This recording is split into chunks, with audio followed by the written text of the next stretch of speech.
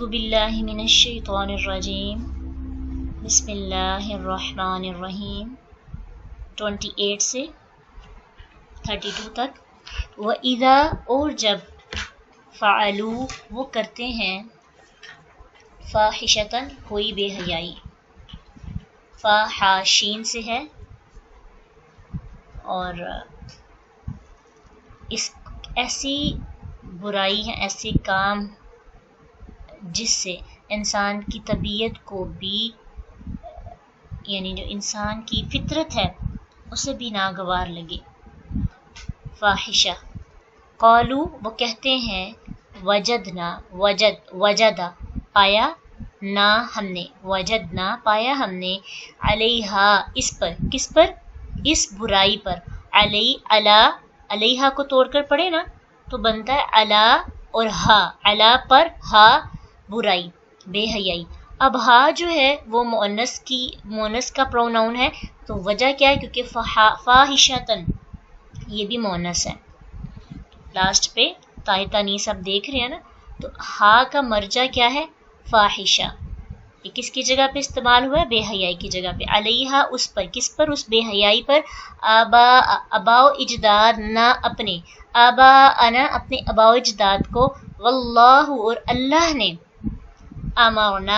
امرنا حکم دیا ہمیں، بہا اس کا. کل کہہ دیجئے ان بے شک اللہ اللہ.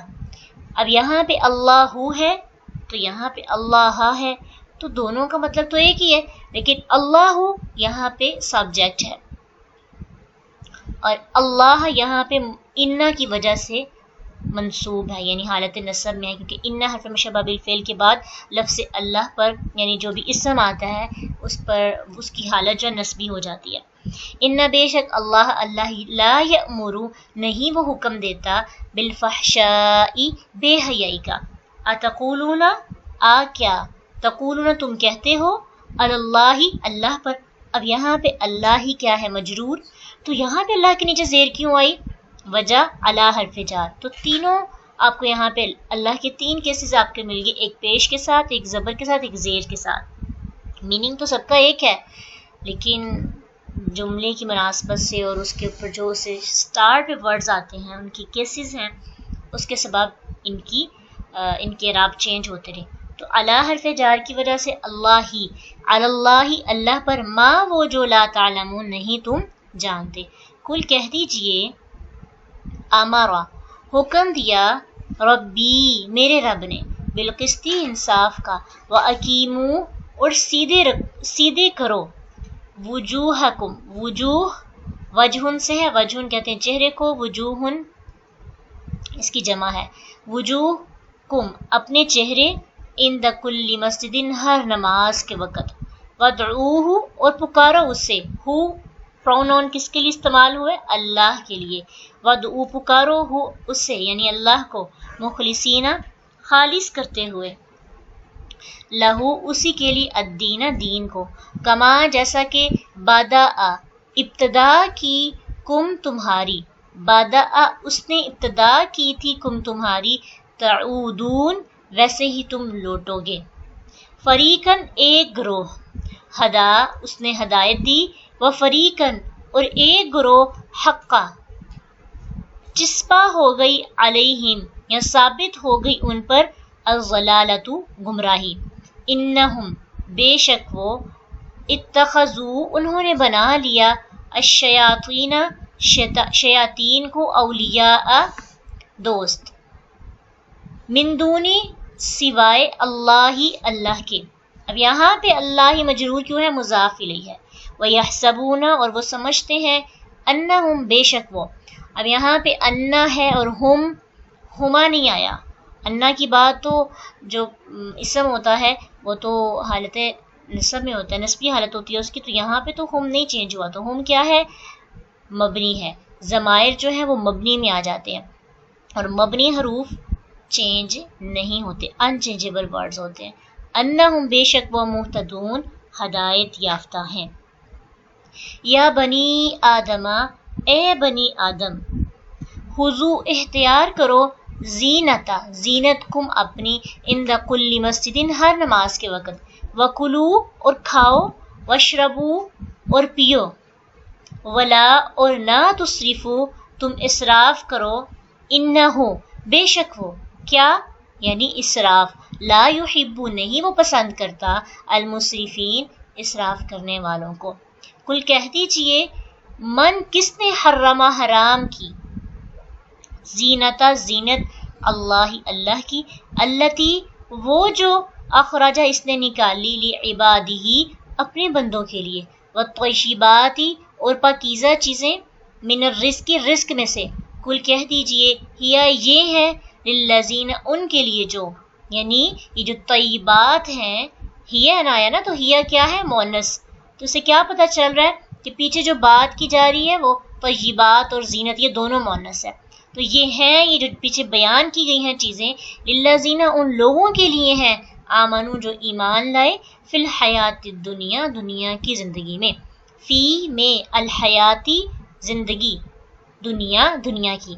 अब देखिए दुनिया मुज़ाफ़ इलैहि है लेकिन हालत मजरूर नहीं है, इसकी मुजरी हालत नहीं है। तो अभी कल ही पढ़ा था कि अद्दुनिया यानी जिस के लास्ट पे अलिफ होता है वो भी हरूफ मुअस्मा क्या होते हैं, मबनी होते हैं, तो उनकी भी एराबी हालत नहीं बदलती। तो मुज़ाफ़ इलैहि होने के बावजूद भी अद्दुनिया दुनिया ही है, इसकी एराबी हालत चेंज नहीं होगी। खालिसतन हालिस्तन होगा, यौमल क़ियामती क़यामत के दिन। अब देखिए क़ियामती मुज़ाफ़ इलैहि है तो क़यामत के नीचे ज़ेर आई, यौमल क़ियामती क़यामत के दिन, कज़ालिका इसी तरह, नुफ़स्सिलु हम खोल खोल कर बयान करते हैं, अलायाती आयात, लिक़ौमिन उन लोगों के लिए, यअलमून जो इल्म रखते हैं।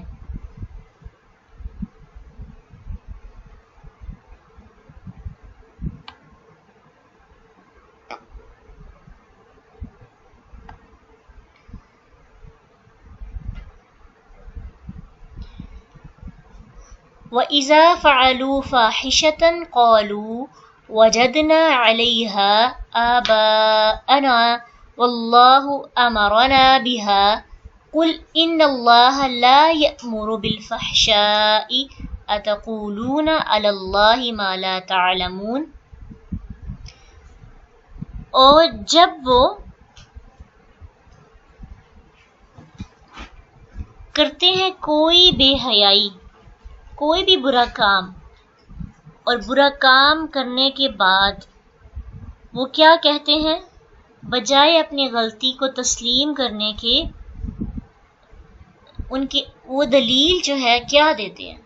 और बुराई का काम कौन सा करते थे, जो मुशरिकीन मक्का थे वो बरहना तवाफ़ किया करते थे, अल्लाह की इबादत जो है बेलिबास होकर करते थे, तवाफ़ खास तौर पे, मर्द भी और औरतें भी। और ऐसा करने के बाद जब उन्हें मना किया जाता था या उन्हें कहा जाता था कि तुम ऐसा क्यों करते हो, इन्होंने खुद ही ये इबादत अपने लिए ईजाद की हुई थी, तो दो उज़र बयान करते।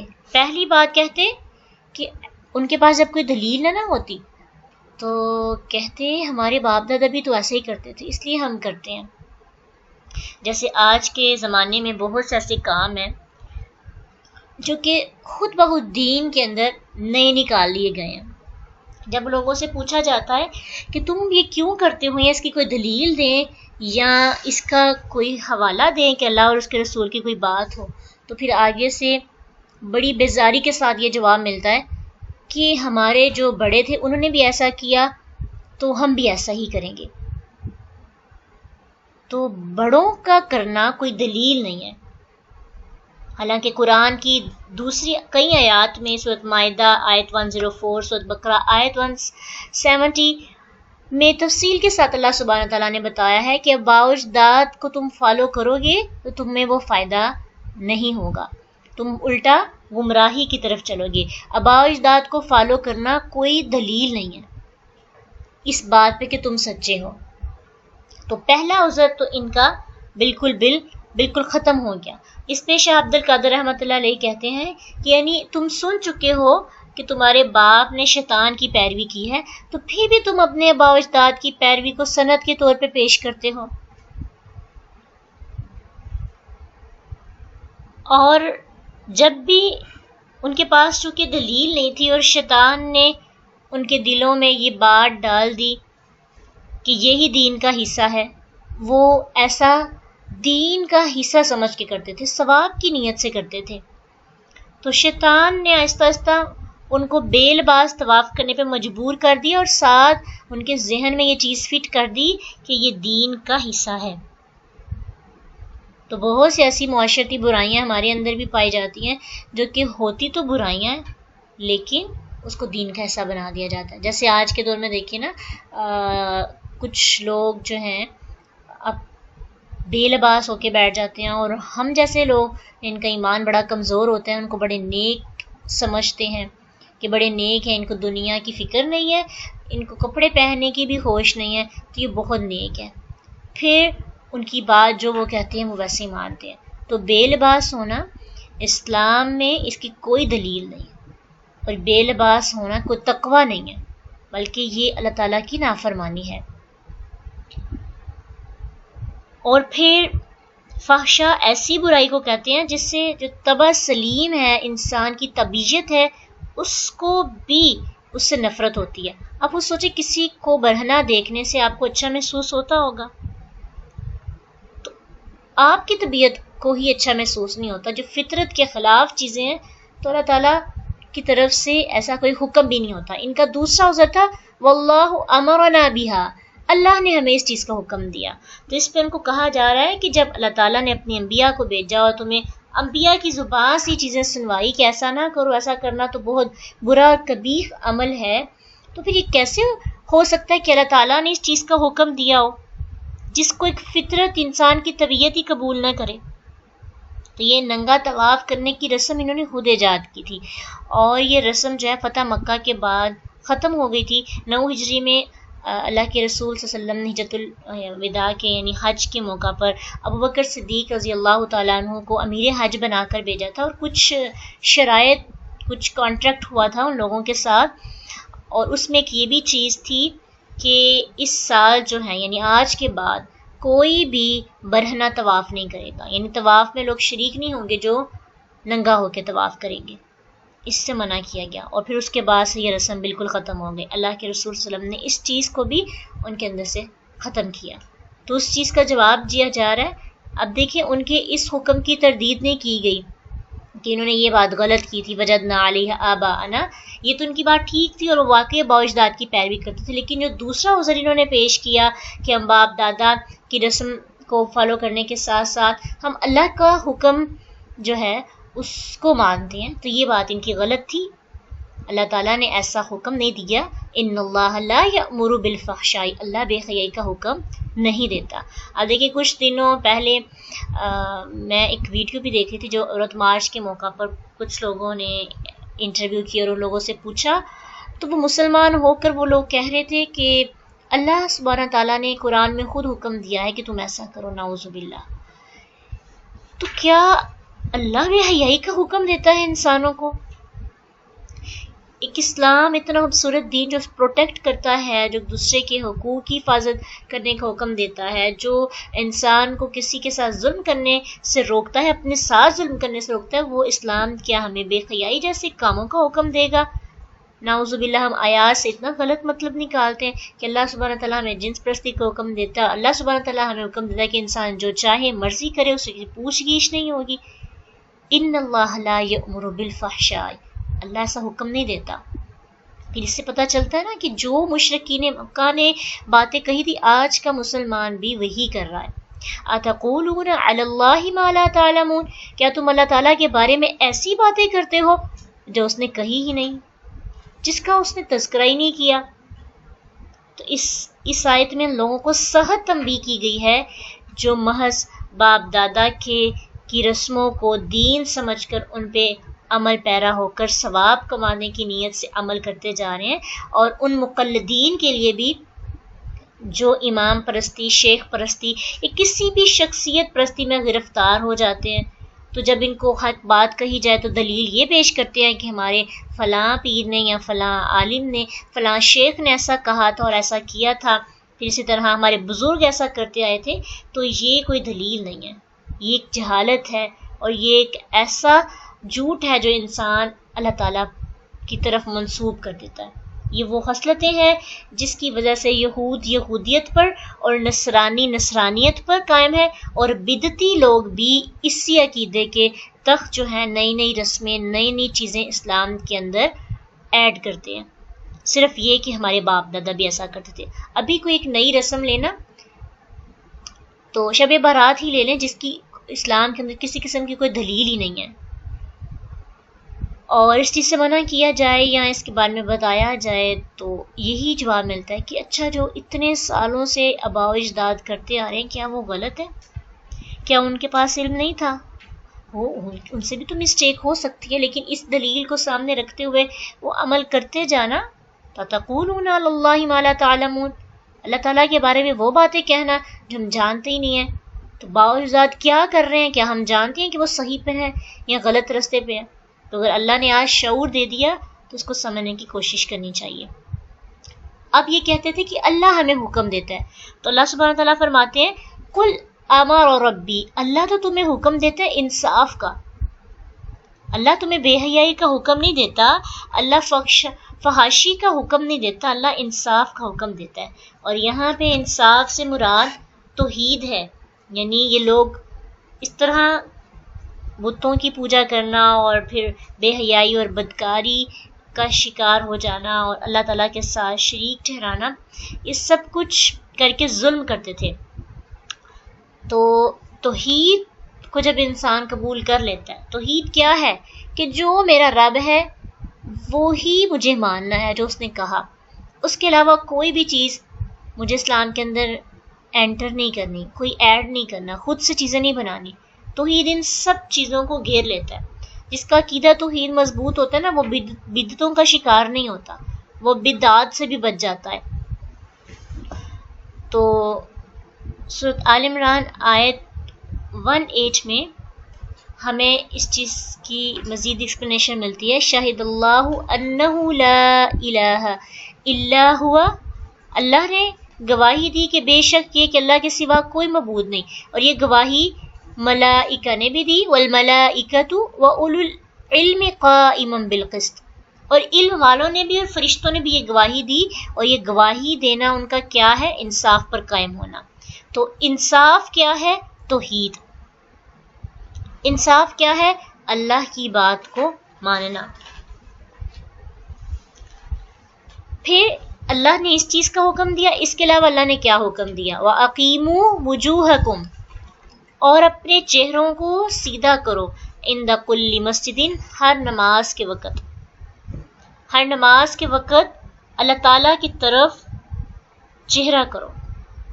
اور اس کا ایک اور میننگ یہ بھی بنتا ہے کہ متوجہ ہو جاؤ، یعنی اپنے چہرے کو اس وقت فوکس تمہارا کیا ہونا چاہیے؟ اللہ کی طرف. وجوہ جو ہے وجہ سے ہے، اور چہرے میں کیا کیا چیزیں آ جاتی ہیں؟ چہرے میں آپ کی زبان، آپ کے ہونٹ آتے ہیں، آپ کی آئیز آ جاتی ہیں، آپ کا دماغ آ جاتا ہے، آپ کے کان آ جاتے ہیں. تو ان سب چیزوں کو ملا کر چہرہ بنتا ہے. تو یعنی اپنی تمام کی تمام توجہ تمہاری کس کی طرف ہونی چاہیے؟ اللہ کی طرف. نماز میں اللہ کی طرف دھیان ہونا چاہیے، اور اسی لیے نماز میں ادھر ادھر دیکھنے کی بھی اجازت نہیں ہے. نماز کی حالت میں آپ کی نگاہیں سجدے کی طرف، سجدے کی جگہ پہ ہونی چاہیے. تو اقیموا وجوہکم عند کل مسجد، کہ سیدھے کرو اپنے چہرے ہر نماز کے وقت. وادعوہ مخلصین لہ الدین، اور پکارو اسے خالص کرتے ہوئے اسی کے لیے دین کو.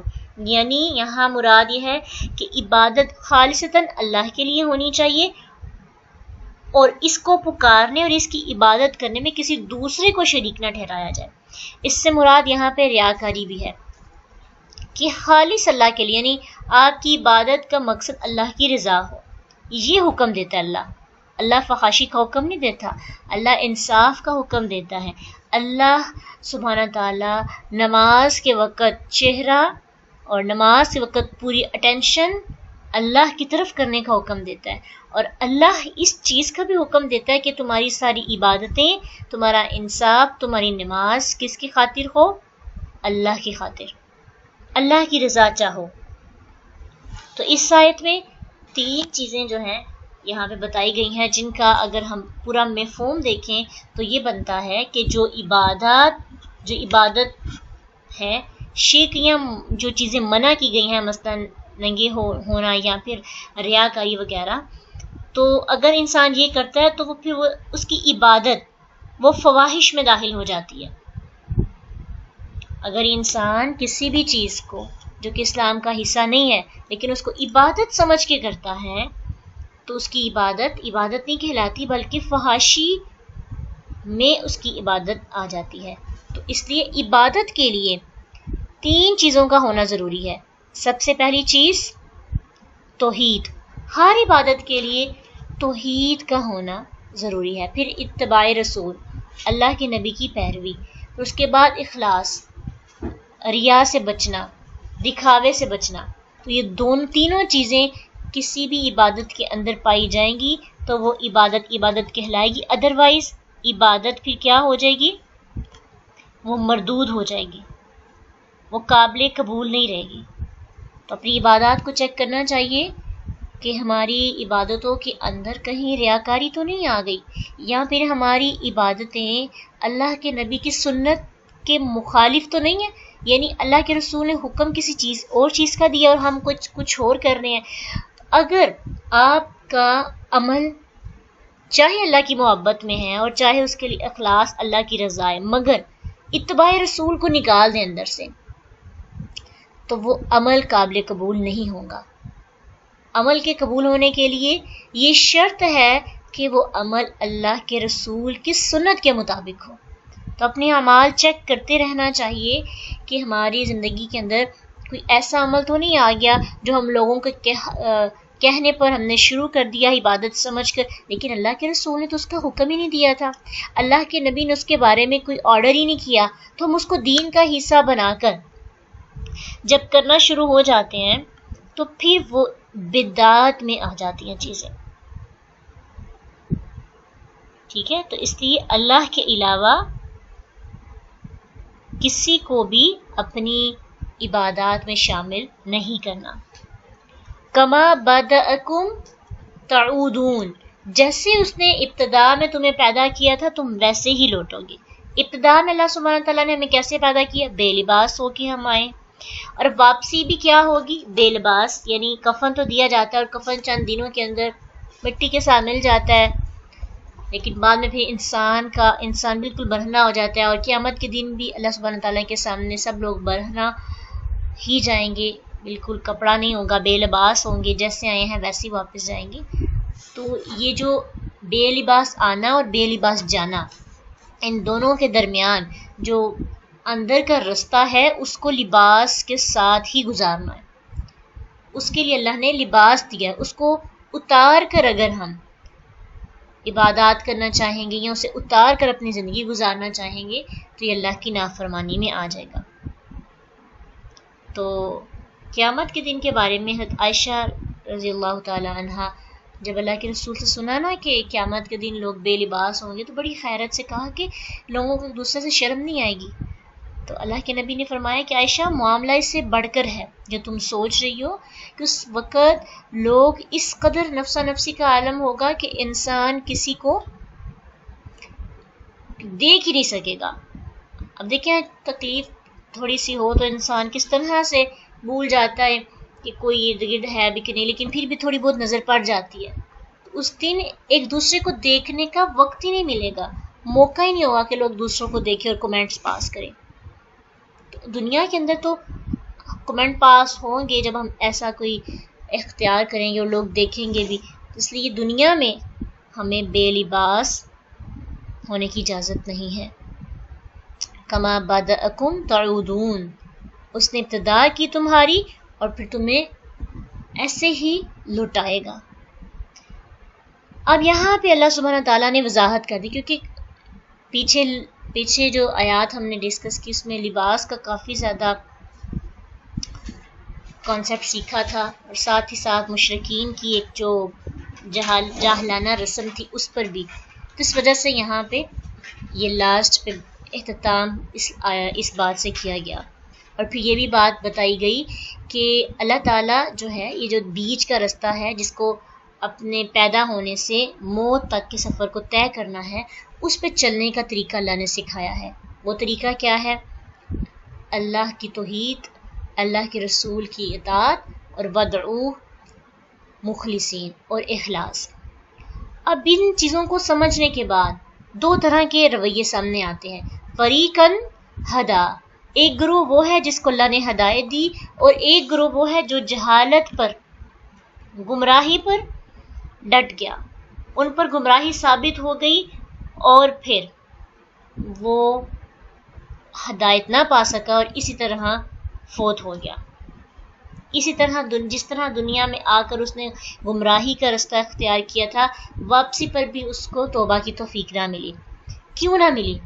انہم اتخذوا، کیونکہ انہوں نے شیطان کو اپنا دوست بنا لیا تھا اللہ کے سوا۔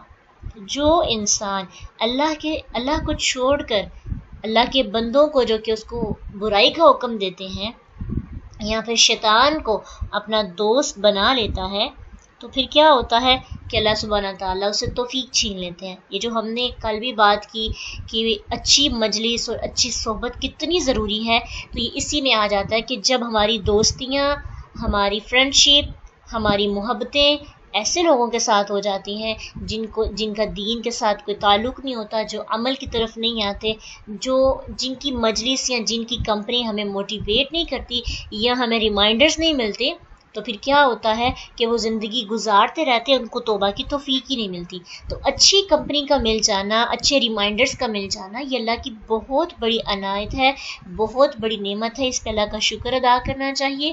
اور ساتھ ہی ساتھ اگر ایسی کمپنی دستیاب نہ ہو تو اللہ سے اسپیشلی دعا کرنی چاہیے کہ اللہ اصحاب صالحین کی صحبت ہے وہ ہمیں عطا کر دے۔ اور جب ہم ان لوگوں کے اندر ہوتے ہیں نا، ایسی دوستیاں ہمارے پاس ہوتی ہیں، پھر محبتیں ہوتی ہیں، بڑا پروٹوکول ہمیں مل رہا ہوتا ہے، تو پھر ہمارا کیا نظریہ بن جاتا ہے؟ وَيَحْسَبُونَ أَنَّهُمْ مُهْتَدُونَ، یہ گمان کہ بے شک وہ ہدایت یافتہ ہیں۔ یہ بہت بہت بڑی بات ہے، کتنی بڑی بات ہے کہ انسان برا ہو کر بھی اپنے آپ کو اچھا سمجھتا ہے۔ تو یہ برا ہو کر بھی اپنے آپ کو اچھا سمجھنا، یہ بذات خود انسان کی ایک بہت بڑی گمراہی ہے، جس کا انسان کو احساس ہی نہیں ہوتا۔ اس لیے کب احساس ہوگا ہم غلط ہیں؟ جب ہمارے ارد گرد لوگ ہمیں ریمائنڈرز دینے والے ہوں گے۔ تو اس لیے اللہ تعالیٰ سے بھی اسپیشلی دعا کرنی چاہیے، کیونکہ شیطان نے کیا کیا تھا؟ شیطان نے ان کو گمراہ کیا تھا نا۔ شیطان نے آدم کو جنت سے کیسے نکلوایا؟ یہی بات اس کے سامنے رکھ کر، کیونکہ شیطان انسان کو گناہ سمجھ کے نہیں کرواتا۔ شیطان اس کے گناہوں کو اس کے لیے مزین کرتا ہے، اس کے گناہوں کو اس کے لیے نیکی بناتا ہے، پھر اس کو کرواتا ہے، اس کا فائدہ بناتا ہے۔ جیسے آدم علیہ السلام کو شیطان نے کہا کہ یہ پھل کھا لو، اس کے پھل کے کھانے سے تم فرشتہ بن جاؤ گے یا پھر جنت میں ہمیشہ ہمیشہ کے لیے رہو گے۔ تو اس بات سے آدم علیہ السلام کو جب اپنا فائدہ نظر آیا تو انہوں نے وہ پھل چکھ لیا۔ اسی طرح شیطان ہمیں کیا کرتا ہے؟ اللہ بڑا غفور الرحیم ہے، تم یہ کام کر لو، اللہ معاف کر دے گا، توبہ کر لینا۔ پھر اسی طرح دین کے نام پہ کتنی چیزیں ہیں جو ہم نے شروع کی ہوئی ہیں، تو کیا ہم اس کو گناہ سمجھ کے کرتے ہیں؟ کتنی ایسی چیزیں ہیں کہ جو دین کا حصہ نہیں ہے لیکن انسان ثواب کی نیت سے وہ کر رہا ہے۔ کس نے ہمارے لیے اس کو مزین کیا ہوا ہے؟ کس نے سارے دین کو بالکل چینج کر کے ہمارے سامنے رکھا ہوا ہے؟ وَيَحْسَبُونَ أَنَّهُمْ مُهْتَدُونَ، ہم یہ گمان کرتے ہیں کہ ہم غلط نہیں کر رہے، ہم تو ہدایت پہ ہیں، ہم تو ثواب کی نیت سے کر رہے ہیں، اللہ ہمیں اجر و ثواب ضرور دے گا۔ تو یہ گمان انسان کو جو ہے نا، یہ بہت گمراہی کی طرف لے جاتا ہے۔ اس لیے جب کوئی ہمیں ایسا کہتا ہے کہ یہ کام کرو، اس کا تمہیں اجر ہے، تو پوچھنا چاہیے کہ اس کی دلیل کیا ہے، کیا یہ قرآن اور حدیث کا حصہ ہے؟ اگر نہیں ہے تو آپ اس کو نہیں کریں، اگر ہے قرآن میں یا حدیث میں اس کا حوالہ ہے، دلیل ہے، اس کے بارے میں اللہ یا اس کے رسول کا حکم ہے، تو پھر آپ کو محبت سے شوق کے ساتھ کرنا چاہیے۔ لیکن ایسے کاموں پر اپنا ٹائم لگانا جس کا حکم ہی نہیں ہے، ایک تو انسان کی بدعت میں آ جاتی ہے، اور ہر بدعت گمراہی ہے، اور گمراہی انسان کو سزا کی طرف لے کے جاتی ہے۔ ایک تو اپنے نامہ مال میں گمراہی اکٹھی کرتے جاتے ہیں، اور دوسرا یہ ہے کہ ہمارا وقت بھی ضائع ہو جاتا ہے، اور پھر اصل جس کام کے لیے اللہ نے بھیجا ہے اس پر توجہ ہی نہیں جاتی۔ تو عام طور پر جو کام ثواب کی نیت سے کیے جاتے ہیں نا، ان کو چیک کرتے رہنا چاہیے۔ ویسے اگر آپ اپنے گھر میں کوئی کام کرتے ہیں، مثلاً کوئی نیا، مثلاً اگر آپ کو کوئی ڈریس پسند نہیں ہے، آپ اسے نہیں پہنتے، یا آپ کو کوئی کلر لائک نہیں کرتے، آپ ڈس لائک کرتے ہیں، اس کلر میں ڈریسنگ نہیں کرتے، تو یہ ثواب کا کوئی کانسیپٹ نہیں ذہن میں، بالکل اب ویسے ہی آپ کا دل نہیں چاہتا، یا ویسے ہی آپ کا دل چاہتا ہے کہ آپ کو وائٹ ڈریس پسند ہے، تو آپ کے ہر ڈریس میں وائٹ جو ہے نا وہ کہیں نہ کہیں ملتا ہے کلر۔ لیکن جب آپ ثواب کی نیت سے بلیک پہننا شروع کر دیتے ہیں کہ اس سے اجر ہے، کہ خانہ کعبہ کا غلاف بلیک ہے تو ہم بلیک کلر پہنیں گے تو ہمیں ثواب ملے گا، تو یہ ہے بدعت، یہ ہے چیز جس کا قرآن اور حدیث میں حکم نہیں ہے، اور پھر اس کو ثواب کی نیت سے کیا جاتا ہے۔ جیسے گرین کلر کی ڈریسنگ کرنا، اور خاص رنگوں کو اپنے ساتھ، بہت سے ایسے اعمال ہیں جو ہم چیک کریں کہ ہم اپنے معاشرے میں کرتے جا رہے ہیں، تو چیک کرتے رہنا چاہیے کہ ہمارے معاملات جو ہیں ہمارے دین کو خراب تو نہیں کر رہے۔ تو اس سے یہ فائدہ ہوگا کہ ہمارے اندر کی جو شک و شبہات ہیں، جب ہم دلائل کے پیچھے بھاگیں گے تو آہستہ آہستہ وہ ختم ہوتی جائیں گی۔